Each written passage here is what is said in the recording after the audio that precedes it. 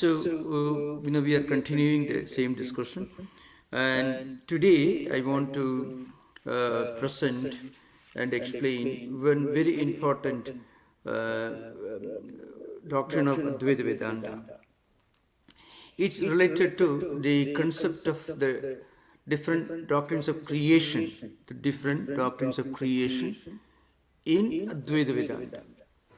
So, broadly speaking, there are three approaches to the concept of creation in Vedanta.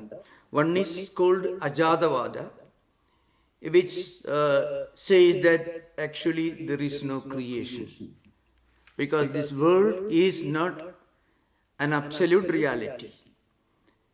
It is not a paramarthika satta. The world is not a paramarthika satta. It is not an absolute reality. Now, what do you mean by absolute reality? The absolute reality should remain the same without any change in the past, present and future. It should not even be born. So if you say that it is absolutely real and it is born, then it is a contradiction. So it is called Ajatavada, means the doctrine of non-creation. This is the peak of Advaita philosophy. And for the first time it was expounded by a great philosopher who expounded Advaita Vedanta in his commentary on Mandukya Upanishad. Mandukya Upanishad has got only 12 mantras, and a great scholar and a saint, Gaudapada, wrote a commentary in metrical verse, 225 verses he wrote, explaining Mandukya Upanishad, which is a very brief, a very short text, only 12 mantras, 12 statements, not in metrical form, but just statements. Sarvam Khetat Brahma, etc. like that. The longest paragraph comes the 7th mantra. So it's a very brief text. And Gaudapada wrote a commentary on it in metrical form. It's called Karika. It's a commentary in metrical form in verses called a Karika. In prose it is called Bhashyam or Tika, shorter version. Now in this book he expounded this idea that actually there is no creation, because everything is Brahman. The world itself is non-different and non-distinct from Brahman in reality. Because if you remove the world, if you remove from the world its names and forms and its characteristics, which again are always in a flux, which change all the time, which are impermanent. So if you remove all these nama and rupa, names and forms and characteristics from the world, there is only Brahman. In other words, reading names and forms into Brahman is the world. Looking at the world devoid of name and form is Brahman. So what is the world? The world is nothing but the superimposition of names and forms on Brahman. And that superimposition takes place only because of our ignorance, avidya. So in reality, creation itself is a myth. It is not real. And real, in this, if you want to use the word real, Gaudapada accepts only paramarthika reality, paramarthika satta.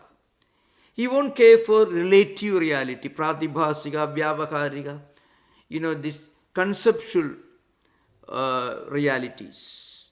For example, if you mistake a rope for a snake, the snake is pratibhasika, is conceptual. It is the result of your ignorance. So Gaudapada has no time, no patience for that kind of analysis. He says, don't care for any of these things. The Brahman is only reality and everything else is asat. It is unreal. It is called Ajatavada, means the doctrine of non-origination, the doctrine of non-creation, which accepts only Paramarthika Satta. Remember, in fact, Shankaracharya also accepts this. But the difference between Shankaracharya and Gaudapada was this, or Shankaracharya and Ramana Maharshi, for your information. So many of modern students of Vedanta are excited by Ramana Maharshi's teachings. But what Ramana Maharshi and Gaudapada said was simple, in two different languages. They gave only the final conclusion. In other words, they just built an edifice. They did not build an elevator, what we call lift or ladder. Suppose, in other words, it is just a university. No kindergarten, no school, no college, nothing. You cannot directly go to a university, you have to begin with the kindergarten. What Shankara did was, he built up a huge university complex, but also he founded kindergartens for kids, creches, primary schools, lower primary schools for small children, and he also built gymnasiums for Karma Yoga, a gymnasium only. He built colleges, and those who go through this education, first you cannot understand Vedanta or Advaita.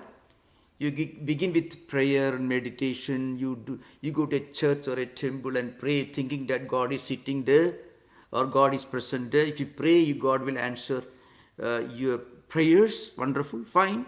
Shankaracharya say, okay, go ahead, do that. And then those who are more highly evolved, he gave them higher philosophy. And to those who have reached the highest level of evolution, he also gave them Ajatavada. But Ramana Maharshi and Gaudapada, Ramana Maharshi came very recently, close to our own times, Gaudapada 6th century AD, almost 150 years before Shankara. They gave only conclusions, they did not give explanations. They gave some universities, but there was no way to begin your education. Shankaracharya built a bigger university, but also started kindergartens, schools, primary schools, and also maybe for those who are mentally handicapped children, for them also he started many institutions. There are many different kinds of spiritual disciplines that mentioned in his Prakarana Granthas and also in his stotras, in his prayer books. He wrote more than almost 85 Sanskrit hymns, of which 68 are very important. Now, this is the highest, that is Ajatavada. This should be understood very clearly, because many of the problems that people face today, you read Ramana Maharshi and then you read Gaudapada, and if somebody tells you, I'm Brahman, that's my identity, or I become Brahman. People will misunderstand like that. If a child says he has a PhD, nobody will allow him to teach in a university. He has to begin with the kindergarten. So that should be understood. The Ajatavada is the last level of spiritual experience. It is not a philosophy. It is presented as a philosophy by Gaudapada in Mandukya Karika, Gaudapada Karika. I have given a very elaborate description of all this, more than 144 videos we can get in the YouTube, Gaudapada Karika, with different commentaries. The second approach in Vedanta with regard to creation or the doctrines of creation is called, it's a very important term, Drishti Srishtivada. What it means is, creation is real, the world is real because of your ignorance. So, Srishti or creation depends upon Drishti because you experience it. For example, the most common example given by Shankaracharya in his commentaries and also by other commentators is Suktiga Rajadavat Avabhasade. Means a mother of the pearl that very closely resembles a piece of silver. when seen on the seashore. In the evening, if you walk in the seashore or on the banks of a river, you can see small little shells of mother of pearl, small little creatures. The outer shell of these creatures very closely resemble a silver, because piece of silver, because it is so bright, it's so shiny. So a little boy may mistake, little children may mistake those little pieces of mother of pearls for piece of silver. Now remember, actually you cannot say the child is wrong, because the child for that time being sees and creates. That's called srishti. He creates silver on the mother of pearl. So, similarly, if you mistake a rope for a snake, for maybe 10 minutes you will be looking for a stick to kill the snake, and finally you bring the light and there is no snake, only a rope. Now, Vedanta tells you, for half an hour during which you search for a stick to bring and to beat the snake, maybe many things have happened. You may jump, walk, run, and maybe you may get hurt.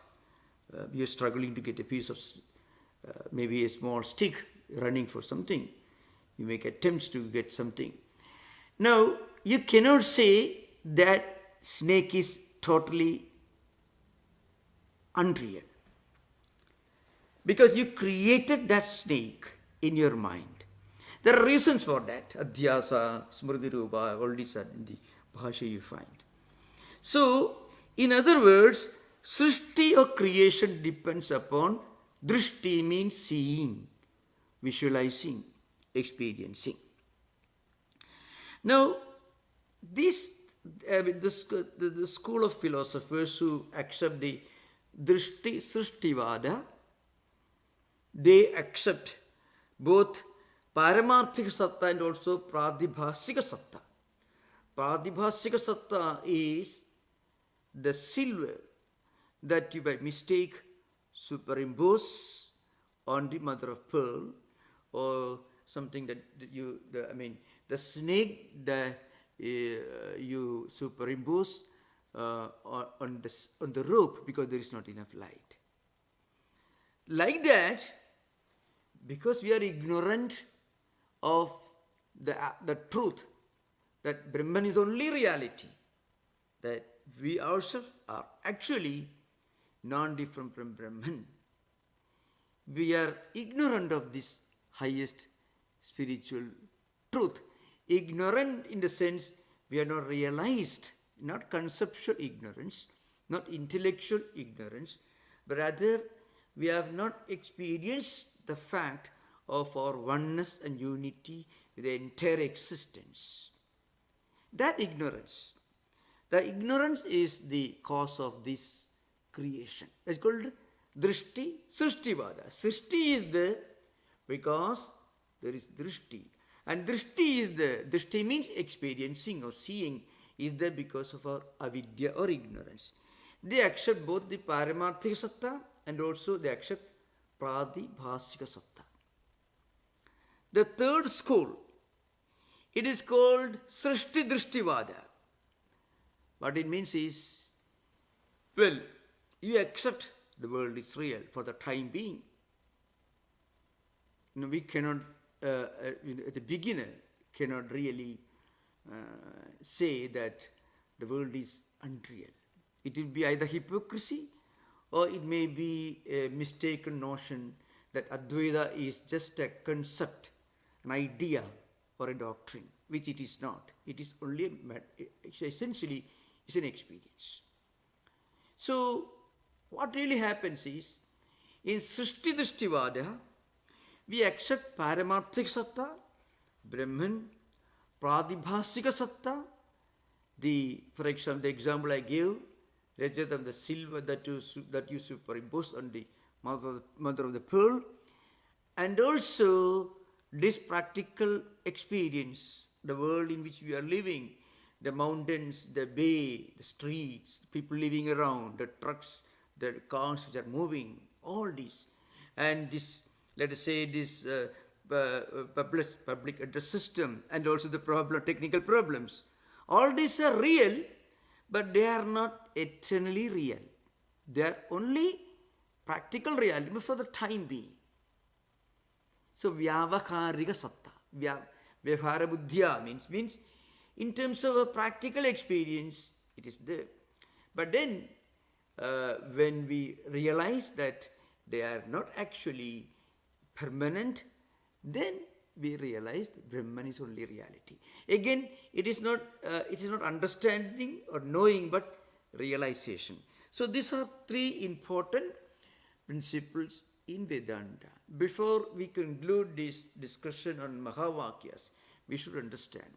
Normally, in our spiritual life, in spiritual space, when we travel, we normally travel from Srishti Drishtivada towards Ajadavada, and there is a middle level when we travel through Drishti Drishtivada towards Ajadavada.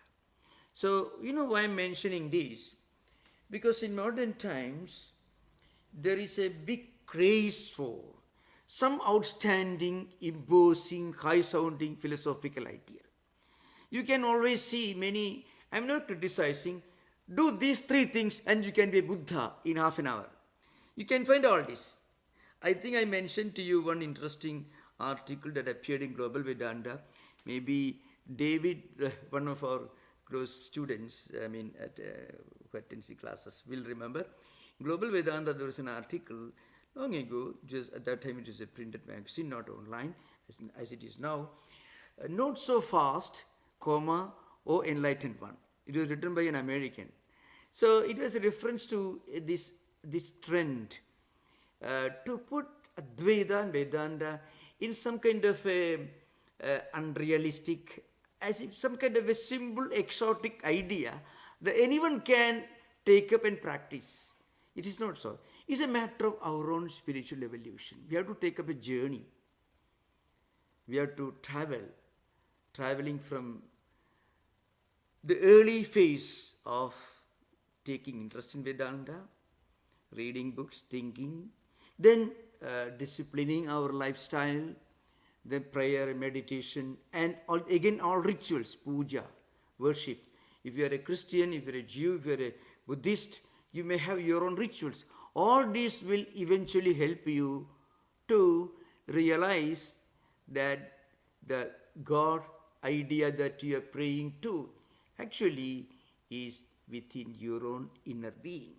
This can happen to any spiritual seeker in any tradition.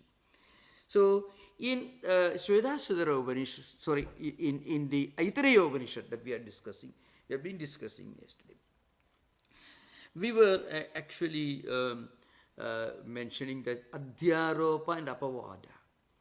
This is the method used here. Adhyaropa actually means you superimpose the world in Atman. In the sense, after all, you have to begin your journey and you have to go to a kindergarten. So you learn the alphabet with great attention. And eventually, finally, when you reach the university, you don't have to worry about learning the alphabet. So first, we take for granted, in law, it may be called take for granted. For the time being, let us accept, for argument's sake, let us say the world is real. Then look around and see what's the nature of the world. Everything in this world is changing, moving, everything is impermanent. So anything that is impermanent cannot be absolutely real. So when you do that, you slowly give up this idea of the reality of empirical things. It is called Apavada, Prapancha Nirasa, means rejecting the wrong notion that the world is real. That is Prapancha Nirasa. And that process is called Apavada. So Adhyaropa is the beginning, Apavada is the ultimate method that we use to go beyond and transcend the idea that the world is real. This is an important point, remember. Now, in the Aitareya Upanishad, there are some very important scenes which I am going to discuss today. Hopefully, we have time. It's a very Aitareya Upanishad has got some very interesting scenes, especially towards the end of the text where this Prajnanam Brahma, that mantra is expounded. So you can see, for example, in the mantra you find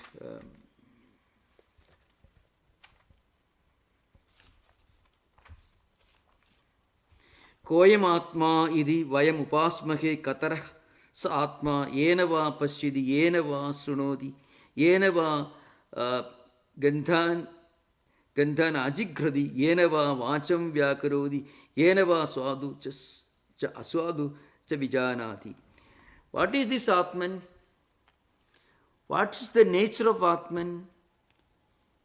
What kind of Atman should we meditate upon? Is this Atman intellect? Is Atman mind?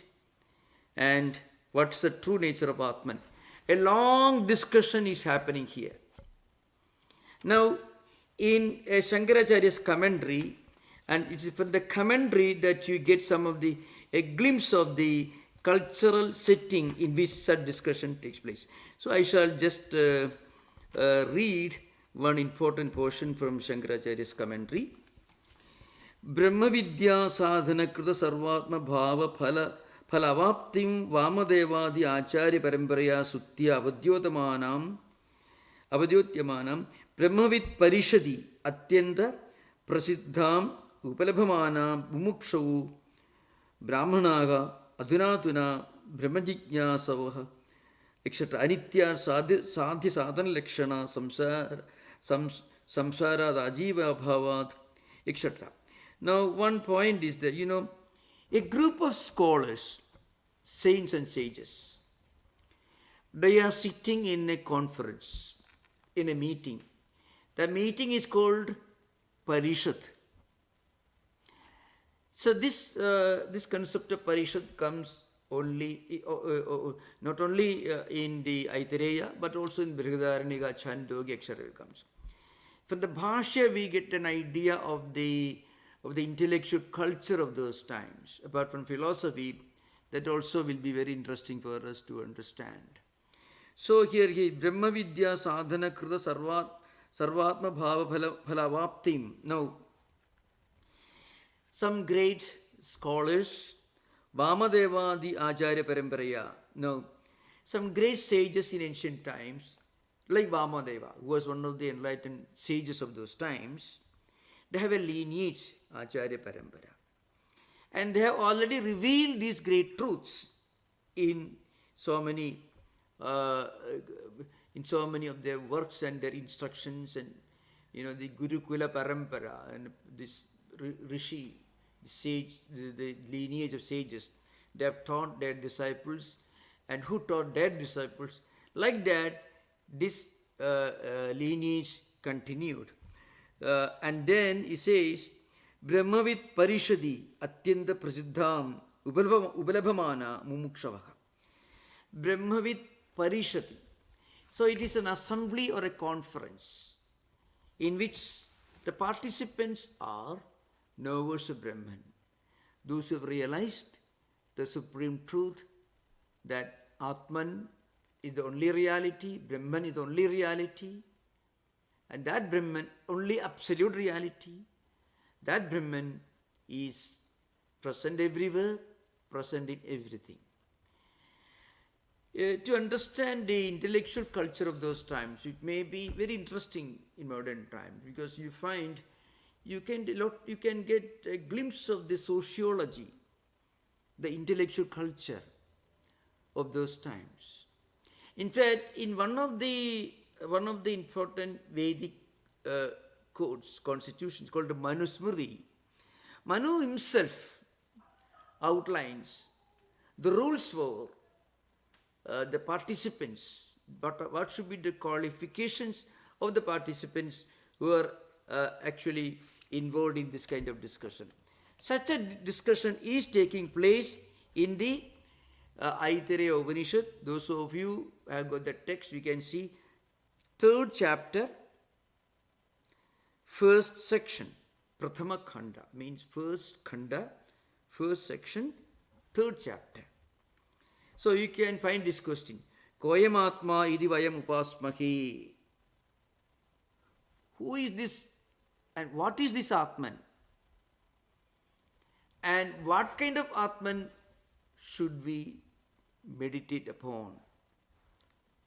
Should we contemplate upon? That discussion begins.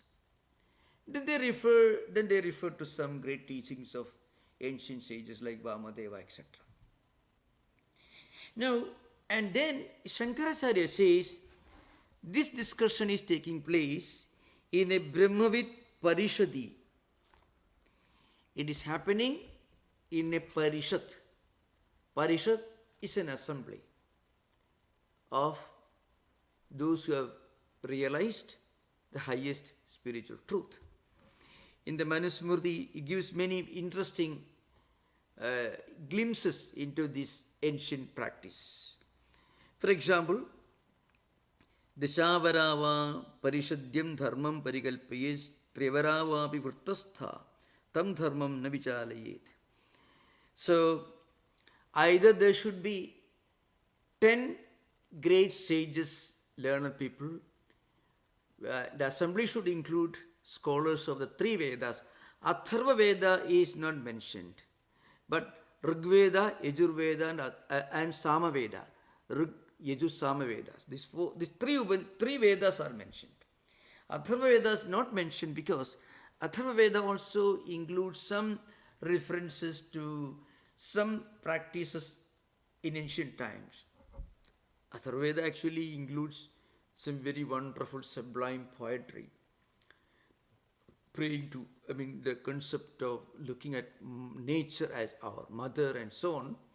But also it includes some references, some practices which we call necromancy or black magic. Christopher Marlowe's Dr. Fast, those who read in English, so actually you can see that sort of thing. So, of course, in fact, Mandukya Upanishad itself is part of Atharva tradition, but the Atharva Veda Samhita includes some of these things. So, it was considered to be either a little less auspicious or maybe less sublime. Not as sublime, not as great as Rig Veda, Yajur Veda or Samveda. So, and then two types of assemblies are mentioned. And one is Traividyo Hedugastarki Nairukto Dharmapataka Traischasramina Purve Parishad Syad Dishavara.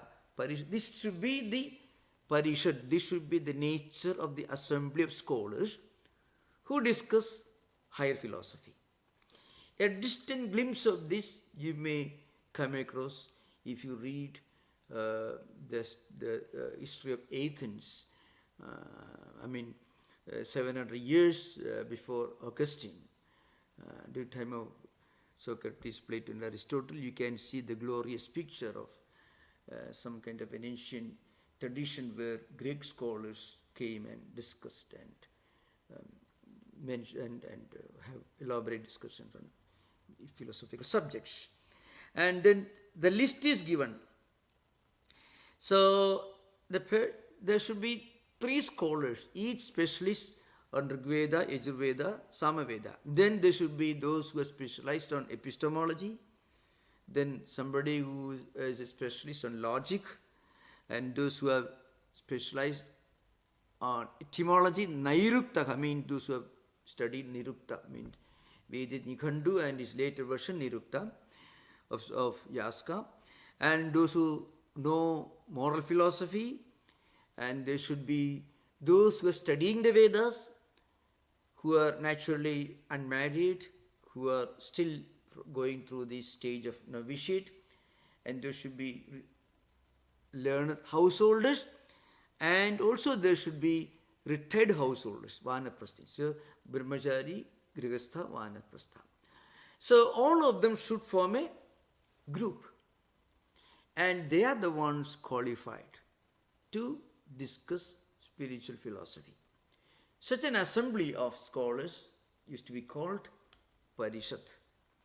And there is another alternate suggestion also is given that Rigvedavid Yajurvidcha Samavedavidevacha Trivara Parishatnyeya Dharma Samsya Nirnayi. So whenever there is a conflict, there is a need to decide as to what is right, what is to be done, and what is the essence of a philosophical system or an important statement in spiritual literature. Then if you don't get so many others, if you don't get, for example, if you don't get linguists, etymologists, those who specialize in epistemology, moral philosophers, then at least you should get 3 scholars, each representing Rigveda, Yajurveda and Samaveda. This is the condition for discussion on philosophy. In such an assembly, a discussion begins. So those who have got the text later, you can refer to this. That is 3rd chapter of Aitareya Upanishad, 1st Khanda. That's the section where Prajnanam Brahma, the Mahavakya, which is used for Mananam, Lakshana Vakya, is mentioned here. So Shankaracharya writes, he continues this discussion, and he writes,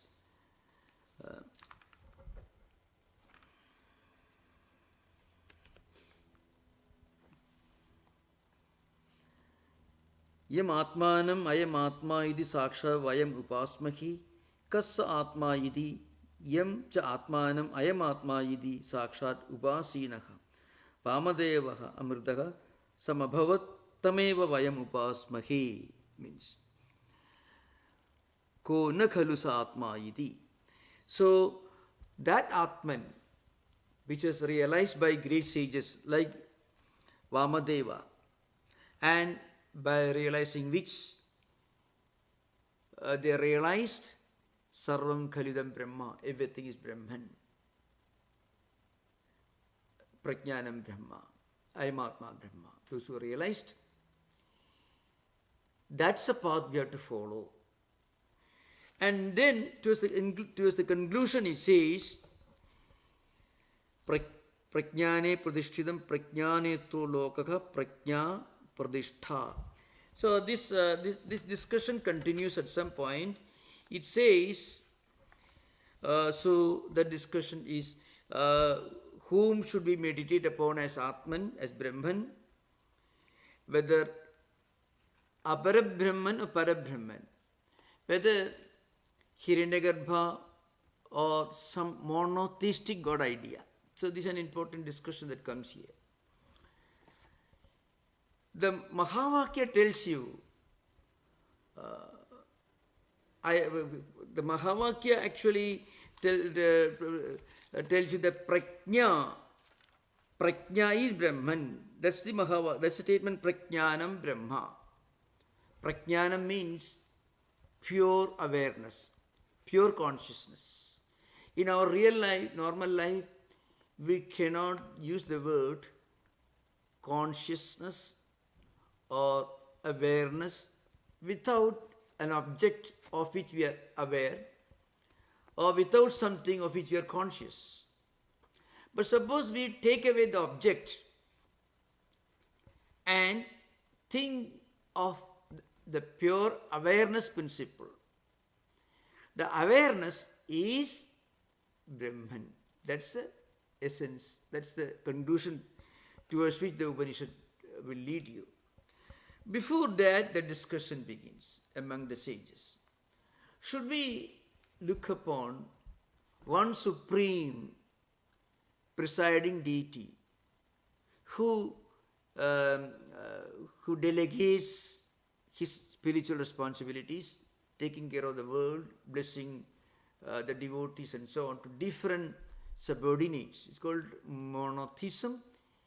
In a way, monotheism is in a way linked to polytheism. So, monotheism thinks of the absolute reality as a supreme God without a form, but with characteristics and qualities. So the question arises, can there be a monotheistic God who blesses the world, who creates this world, and who doesn't have a form? Because we know that God is compassionate, God takes care of us, etc. This is a normal idea. But we also say God does have a form. So, Vedanta may find some contradiction in this problem. So, from polytheism to monotheism, that's we find here in the discussion.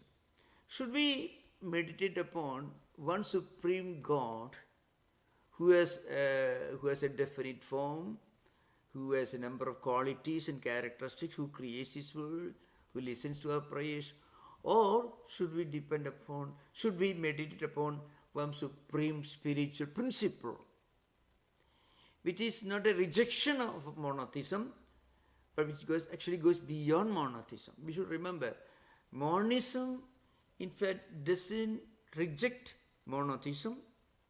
Monism transcends monotheism. Monotheism, the idea that God is not limited, not restricted by some names and forms and characteristics. Because if you define God, you are restricting Him, you are limiting Him.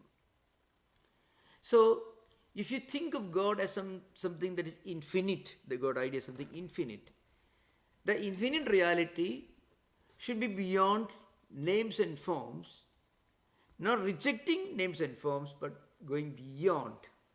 In fact, as Sri Ramakrishna in simple language he says, he did not reject the idea of God with form. But he said that God without form, it transcends the idea of God with form. So you find among his own disciples, his lay disciples and also monastic disciples, he did not give the monistic idea or Advaita or non-origination doctrine Ajadavada to everyone. Maybe the only monastic disciple that Swami Sri Ramakrishna selected exclusively for practicing Advaita in his pure form was perhaps Swami Vivekananda, who was not willing to accept it to begin with. But Sri Ramakrishna found he was the most suitable, most advanced seeker who was ready for it. For all others, including him, Mahendranath Gupta was the chronicler of the Gospel of Sri Ramakrishna, who actually who preferred to practice, the idea of the God without form. Sri Ramakrishna did not encourage that. So you can find the teacher gives not what the student asks, but what the student is in need of, what he is ready for. So, this is a discussion that begins. That is, the sages are discussing Koyamatma iti vayam upasmahe kataraka. Again, which of the two means Parabrahman or Aparabrahman? Whether God with form, it is Aparabrahman, God without form, Parabrahman, the monistic idea. Which of the two is true nature? And then he says, Kiyenava shabdam shrunoti, yenava gandhan ajikradi, yenava vacham vyakarodi, yenava swaducha asaducha vijanati. So this is an important point in Mahavakya Vichara, especially with Prajnanam Brahma. So the discussion had already taken place in the previous sections, with the Brahman or Atman is something that reflects on Buddhi, on Antakarana, whether it's Dabhasa, that is the reflection of Atman within our own Antakarana, in our Buddhi or intellect, or it is something subtle. All these discussions happen. Finally, the discussion slowly moves towards the conclusion that Prajnanam Brahma. That's the conclusion. So, that is Atman by which people can see forms, So you can find Yenava Shabdam Sunodi, Yenava Gandhana Achikrati, Yenava Rupam Pashyadi. It is Atman by which you are able to see forms, smell, you are able to experience smells, and also hear sounds. Everything happens in this world because of Atman. But Atman itself is a non-participating witness. That's a very important point to remember. A non-participating witness here means that is Prajnanam. A participating witness. See, I'm aware of a chair or a table or a car or something. There, the prajna, the awareness is linked to something. So it is limited. You take away all the objects and think of pure prajna, pure Atman. Prakashena jayadeti prajna. That is the nature of Atman. That is the conclusion that we are being led to. And again, Iredu Ubhayam Manaschaidat Sapjnanam Atmanam Vijnanam Prajnanam Meda Drishti Dhrudi Madir Manisha Judi Smurdi Sankalpa etc. Rudu Rasu Kamu etc. Anyway, so what it means is that is Atman, is they are thinking, this speculation is going on.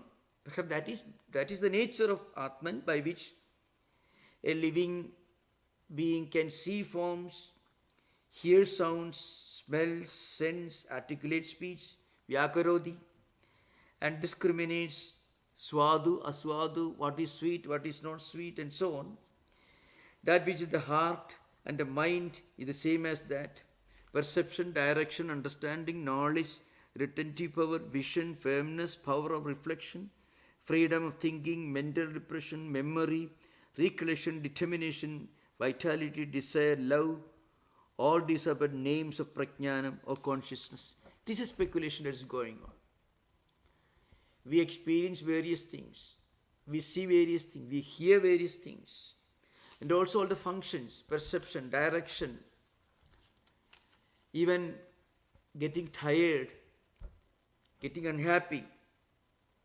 So samjnanam, ajnanam, vijnanam, prajnanam, metha, drishti, dhriti, matir, manisha, all these, all possible conceivable functions of human mind and intellect, all these happen because of the presence of the prajnanam, the awareness, the consciousness. Because normally many things in the world may be existing, but they may not be aware of the fact that they are existing. So when existence and its awareness come together, and then that is one level, then if you can detach awareness from its individual particles of existence, we think of awareness alone, pure awareness. That awareness is universal. That is a reflection of the Atman within. So that's one way of conceiving Atman. That's maybe no scientific. Psychologically, that's the most logical way of thinking of Atman. So if you are conceiving of a God who is angry or unhappy or cruel or helping you or maybe not helping you, listening to your prayer or not listening to your prayer, sending to heaven or hell, whatever it is, you are actually limiting God to a function. Not very different from human beings of similar qualities and characteristics. When you think of the divine principle that is present everywhere as universal awareness, and when the universal awareness is linked to the mind, and when mind acts, functions along with eyes, that awareness principle becomes the instrument for you to see something. Similarly, the awareness principle, with the help of mind and sense of hearing, hears something. So in perception also, the awareness principle is the non-participating witness. So that is the most logical way of understanding Atman. This discussion continues. After this discussion, perhaps I can discuss the Mahavakyas in the light of the Panchadashi. Of course, I already discussed I am Atma Brahma from Andogya Upanishad, and next session we'll conclude that with a few important references from Panchadashi in its fifth chapter. Panchadashi discusses the Mahavakyas. Of course, it's very elaborate discussion, but today I wanted to give one important one important idea, that when we try to understand these Mahavakyas, we should remember there's an evolution taking place. For a beginner in spiritual philosophy, you have to accept this world is real for the time being. Then you analyze the nature of the world, you pray and meditate, you evolve. Slowly a point comes, we reach a stage where we become aware of this inescapable conviction that everything in this world is absolute. It's not real in a sense. It changes. There is something higher. It's part of human evolution and refinement. That is Srishti Drishtivada. And when we go beyond that, Drishti Srishtivada. Of course, this evolution doesn't happen always at the intellectual, conceptual level. It also happens at the level of spiritual evolution. And then Ajadavada. The reason why I refer to this problem in modern times, because there is a lot of discussion going on, and especially with this, the invasion of internet and YouTube, frequently the scientific structure of Vedanta that Shankaracharya laid before us, not only Shankaracharya, it's also Ramanuja, all the great teachers have done it. They didn't present this idea as an intellectual concept. It is something that is linked to our life. So, all these three approaches are real, but in the Mahavakyas you can see an attempt to connect with the transcendental at the intellectual level. And after connecting our mind to the transcendental idea, we should not give up our regular practices like meditation, prayer, or reading scriptures and so on. Because that alone can take us to the next level. Because the journey is not at the intellectual level, the journey is taking place in the spiritual space. So we'll have interaction. You are most welcome to ask questions. Thank you. Namaskar. Thank you, Maharaj. David's hand was up first. Yeah, thank you. Thank you.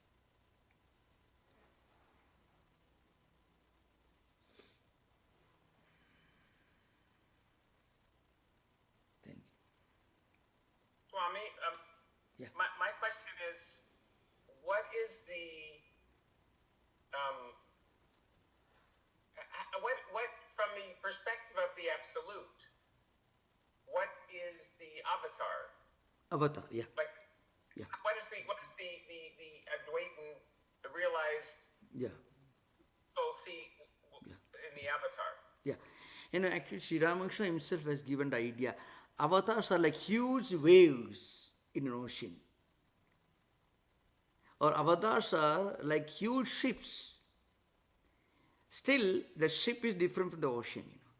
The ship has to travel on the ocean surface. It's an important thing.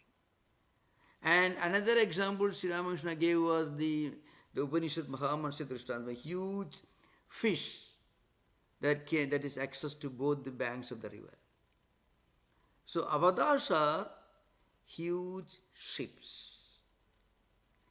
So you have heard of this idea of bhava mukha. This is a very famous concept in Sri Ramakrishna's literature. It has been expounded very scientifically by Swami Sharadaanandaji in the Great Master. You have very interesting bhava mukha. The idea is that is a threshold. So if you are standing on the threshold, you can enter the room, you can also come out of the room. You have freedom for both. Or a person who owns a house with so many rooms, he has access to all the rooms. But he's not in the sense, but he cannot be in all the room all the time. But there is no room that will close its doors in front of him. So avatars are those who have realized this supreme truth that we are discussing, but going beyond that level, but can function as big ships that can take passengers from one shore to another shore.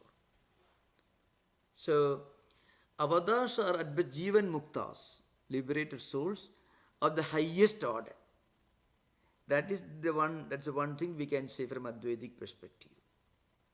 Avatars are Jivan Muktas of the highest order. Highest in the sense they can function, they are epoch makers, they can help people, spiritual seekers in so many ages in their spiritual life. So from a Sri Ramakrishna's perspective, great spiritual teachers who have taught great spiritual truths and continue to influence in a positive way. The positive way I have to emphasize, because many of the avatars do not always influence in a positive way. So, all epoch makers don't influence humanity the way a Christ or a Buddha or a Sri Ramakrishna or a Shankaracharya influence. Influence can be in a very unpleasant way also, to put in mildest possible vocabulary. So that's the important thing. The Swamiji says, if somebody tells you he's inspired and then his teachings create all kinds of problems for the world, then you should be very careful about what kind of inspiration he has got.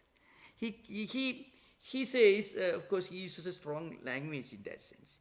If somebody says he's inspired and talks nonsense, reject him. That's the point, which I don't want to quote in so many words. So, avatars are these epoch makers whose personality, as much as the teachings, influence and shape and define human destiny in a very pleasant, in a very positive manner. That's the idea. That's the Hindu way of looking at avatars. Yeah. Thank you, Swami. Yeah, thank you. Maharaj, Yeah. thank you for that. Before I get to two of the Zoom questions, there are hands up. There's a question from YouTube. Yeah. The question asks, is Prajnanam of the Vedic Prajnanam Brahma same as Prajna of Mahayana Buddhism or Panya of Theravada Buddhism? Yeah, you can say more or less same, but Prajnanam Brahma is a state of total Atma Jnanam or Brahma Vidya, Jiva Brahma Aikyam. There is a problem of language, vocabulary, and also there's a metaphysical conflicts. Buddhism, Buddhism, we should always understand when after reaching the prajna, you read nirvana, and nirvana is associated with ananda, with blissfulness. So if everything is, if you accept Nagarjuna, it's a kind of total nihilism, Sunyavada. There is a logical problem, not spiritual problem, but logical problem. Maybe because there are many gaps in Buddhist logic and epistemology. That could be partly the reason.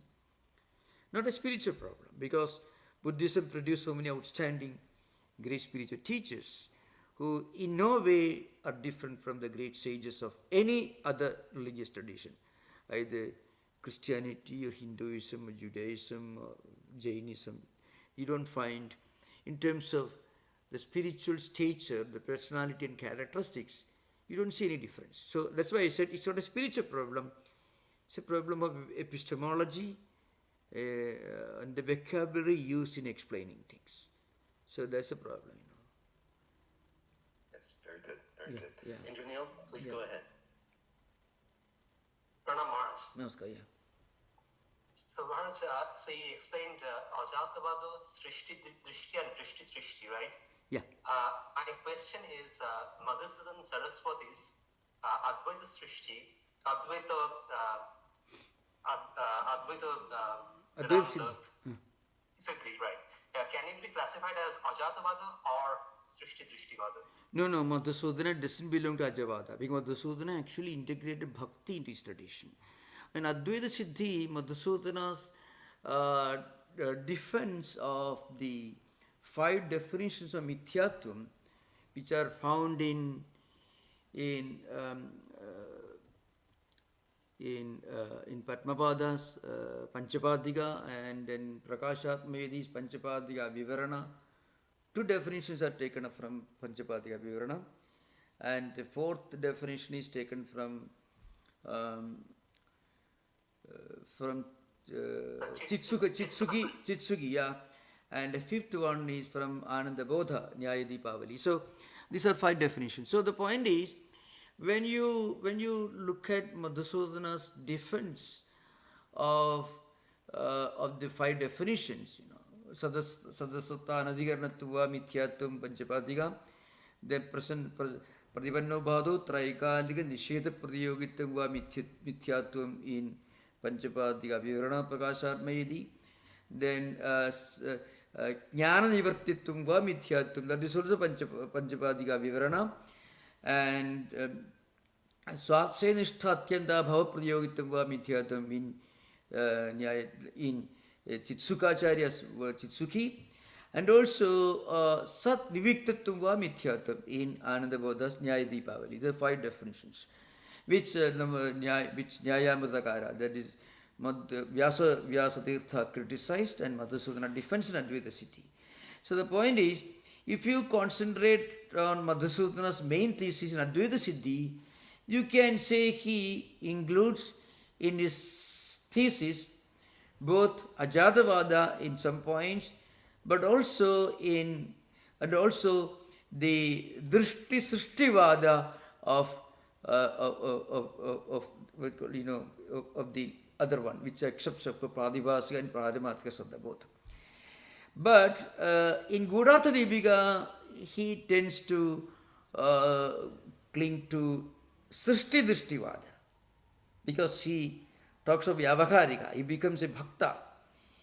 Gudartha Deepika is, those who are not, just to give a background information, Gudartha Deepika is very unique in one way, because he is Madhusudana was a close follower of Shankaracharya, a humble, in his own language, a humble follower of Shankaracharya, but he integrated bhakti into his system. This bhakti which Madhusudana integrates into Gudartha Deepika is not his own making. That bhakti can already be found in Shankaracharya Stotras and also in his own Gita Bhashyan. Remember, people make a terrible mistake, and it's a crime against Vedanta when they do not consider Shankaracharya's Stotras, Bhakti Stotras, when they think of his Advaita Vedanta. So there are people who stupidly, foolishly imagine that Shankaracharya did not accept bhakti. They cannot be more wrong, because the most profound and the most moving Sanskrit poetry devotional poetry in Sanskrit are coming from Shankaracharya. Of them, 68 are the most profound. There are also others. You cannot find, none of the Bhakti Acharyas could write anything comparable to Anandalagiri, Sivanandalagiri, Subramanya Bhujangam, Devi Aparadakshamamana Sutram, Shiva Aparadakshamamana Sutram. Can you imagine Anyone writing such moving poetry? So Madhusudana was actually bringing Shankaracharya's devotion back to Advaita in Gudartha Dipika. But remember, these are two different levels.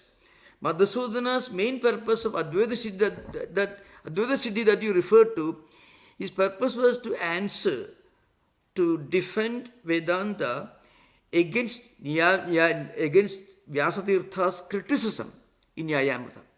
That was single purpose, the only purpose. It's one of the most profound dialectical works, no doubt. But its only purpose was to defend Advaita against the onslaughts of Vyasatirtha in Nyayamrita, which is one of Vyasatirtha's magnum opus. But in Gudartha Dipika you find he clings closer to Srishti Drishtivada. He accepts Paramarthika, Pradibhasika and also Vyavaharika, which is an important characteristic of bhakti, without accepting Vyavaharika, he cannot think of bhakti. So it's an important point to remember. So what I mean to say, Madhusudana Saraswati in Advaita Siddhi clings to Ajadavada in many places, but also to Drishti Srishtivada. At the same time, and actually in some places, Vyavaharika Sattva also accepts. But in Gudartha Dipika, you can find if you want to give him a place among the three schools, that is Ajadavada, Drishti Srishtivada and Srishti Drishtivada, then it is the third mentioned, Srishti Drishtivada, that is closer to. Because Srishti Drishtivada is also called Vyavaharika Paksha, Vyavaharika Vada. Others don't accept Vyavaharika Sattva. Okay, thank you. Yeah. Thank you so much, Maharaj. Thank you. Swamiji, I have a question of clarification. May add one more, because those many of our listeners may not be familiar with the terms I used. For those, the information for those, Madhusudana is considered to be one of the most prominent Advaitins belonging to post-Shankarite period. Especially post-Shankarite period, after Shankaracharya's own disciples. We cannot compare with Shankaracharya disciples. After that, so there was a dialectical confrontation, warfare between Dvaitins and Advaitins right from 10th century AD onwards. And in this confrontation, you'll find great names. The great names in Dvaita tradition were Vaditirtha, Jayatirtha, and the greatest of them was Vyasatirtha. He was actually a very prominent person, an outstanding sage also, a great saint. In Advaitin tradition, after the direct disciples of Shankaracharya, because direct disciples also wrote book, Sureshwara wrote Vartikas, Brihadaranyaka, Taittiriya and so on, Panchapadika, of course, Padmapada and others. Then there were, of course, Bhamadi, Vajaspadi, then there was Sikharsas wrote Khandana Khandan Khadya, and then Chitsukacharya wrote, Prakashatmedi wrote, Vidyaranya wrote, and many others. There was this dialectical confrontation.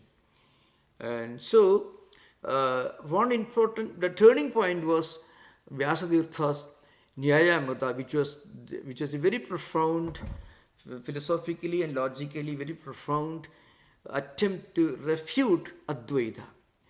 And that refutation was based on a premise which was logically not tenable, because he called Vedanta, Advaita, he called Mayavada. So Vedanta is not Mayavada, Vedanta is Brahma Satyam, that's the main doctrine. So he called Mayavada, the word Ma, it is not Mayavada, it is Brahmavada. So as it is almost like in law, it is a judge will not allow you to proceed with that kind of argument. You assume that the other party, your opponent has said something, you try to refute it. You cannot refute something that you just allege another person has said without his real statement. So, again, about the Vyasatirtha's misunderstanding of the concept of avidya. So again, he gives his own interpretation to Advaitic doctrines, then he refutes them.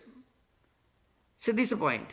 So this Madhusudana Saraswati points out all these logical fallacies, and he wrote Advaita Siddhi as a rejoinder to Vyasatirtha's Niyayamrita. So this is the picture that you have to keep in mind when our devotee, I don't remember, your Indranil, who wrote this? Oh, you're Indranil.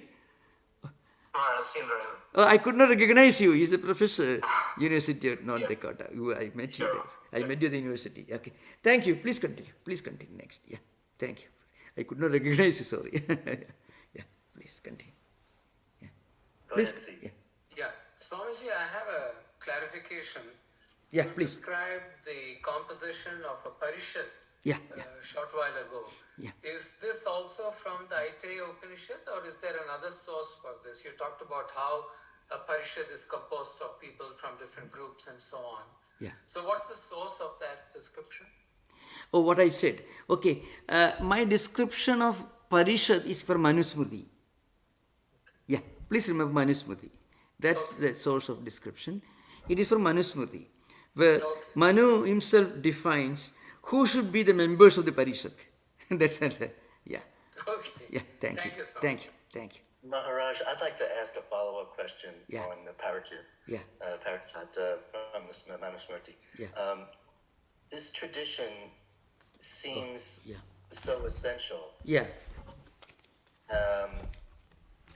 How do you see that fitting into the way we approach it today? It seems as though when there are times when that seems to work very well and is highly regarded and appreciated. There are other times when that's seen as the operation of elites in an ivory tower. To me, it seems essential. How do you regard it? In this Parishad concept. Yes. Okay. Now to begin with, it comes in the 12th chapter of Manusmriti, for information. Those who can write, 12th chapter of Manusmriti. Basically, history was an important subject in my academic area. But from a historical perspective, I think it gives you a glimpse into the glorious tradition of debates and discussions in those days. So, actually the mantra, the statement in the Aitareya Upanishad is very ancient. It's from, it is from Rigveda Samhita, Aitareya Upanishad. It's very ancient. But Manusmriti is of a later origin. Maybe around, perhaps we can say about 900 BC or 1200 BC. Okay. So the point is, and Manu defines he defines what should be the qualifications for the participants of this assembly, Parishad. So from that we understand these were the high level of discussions and debates. In a way, it's very important. I was referring to the pre-Augustinian Greece. Rather, I would say maybe third century Athens or 4th century Athens you can find. You cannot even conceive of a man like Socrates, or Plato and Aristotle without some kind of a glorious tradition of debates by people who had certain intellectual qualifications, in a way spiritual qualifications to do justice to their position as participants in a discussion, important discussion. Of course, the problem today is people want everything in a very simple. It's a very dangerous and very tricky word. You should put everything in simple. So, but you can write a manual for a machine in a very complicated language. But philosophy should be put very simple. You often find people, you should not quote any scriptures, you should not listen to, because that's all your bombastic intellectual arrogance. So you should put everything in a simple language. in a way, actually you're depriving humanity of an opportunity to refine their culture and tradition, their mind and emotions. When you tell them, don't go for anything profound. Usually everything should be simple. That's the thing. There should be the cult of profundity, a higher philosophy, higher thinking, because that saves humanity from many other dangers which are inevitable in an age of internet, superficiality, and all these things, So anyway, I will go further. So what you said is absolutely correct. Higher qualification, deep thinking, moral, authority, and understanding of the original scriptures. I tell you something very important. Swami Vivekananda's original purpose, Swamiji wanted that we should expound Vedanta, but should be done by people who have actually read the original text. You can use English language, but the person who interprets the philosophy should have real acquaintance with the scripture, Yeah, that's the idea.